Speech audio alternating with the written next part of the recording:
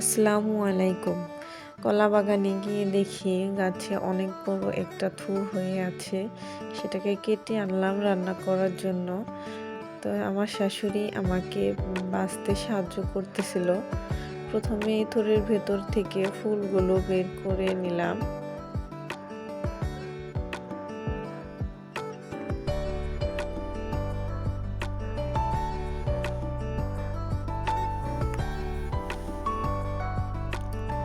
প্রথম মূলত ফুলের ভেতর থেকে সাদা ডাঁটির মতো অংশটাই বের করে নিতে হবে।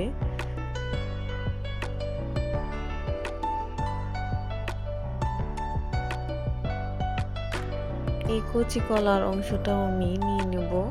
তো এর মাথায় যে ফুলের মতো অংশটা আছে, যেটা শক্ত হয়ে গেছে, এটা আমি কেটে ফেলে দেব। ধুয়ে মুছে এবার সিদ্ধ করার পালা। আমার ভিডিওগুলি যদি আপনাদের ভালো লাগে অবশ্যই লাইক, কমেন্ট, শেয়ার করে দেবেন এবং পরবর্তী ভিডিও পাওয়ার জন্য চ্যানেলটিকে সাবস্ক্রাইব করে রাখবেন।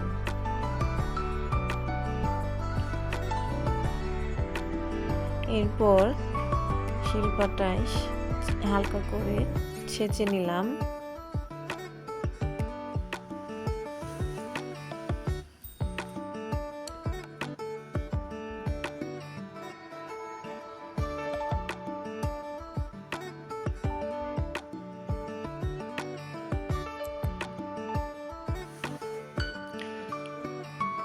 এবার চলে যাব রান্নাঘরে।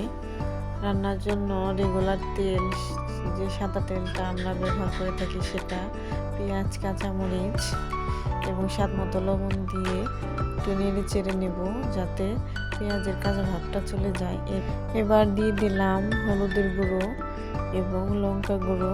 ঝাল যে যেরকম খান সেরকম অ্যাড করে, এরপর এগুলোকে একটু নাড়াচাড়া করে আমি থেতো করে রাখা কলার থুরগুলো দিয়ে দেব। দিয়ে ভালো করে নাড়াচাড়া করে নেব। এভাবে কিছুক্ষণ ভেজে নিলেই তৈরি হয়ে যাবে আমার কলার মোচা রান্না। এইভাবে যদি আপনারা কলার মোচা রান্না করে খান অবশ্যই আপনাদের মুখে স্বাদ লেগে থাকবে। গ্রামীণ এই রান্নাগুলোর কোনো তুলনাই হয় না অন্য সব খাবারের কাছে। আমি তো যেদিন এই রান্নাটা করি সেদিন আর অন্য কিছু দিয়ে ভাত খাই না। এক প্লেট ভাত এই কলার মোচা দিয়েই খেয়ে ফেলি। আল্লাহ হাফেজ।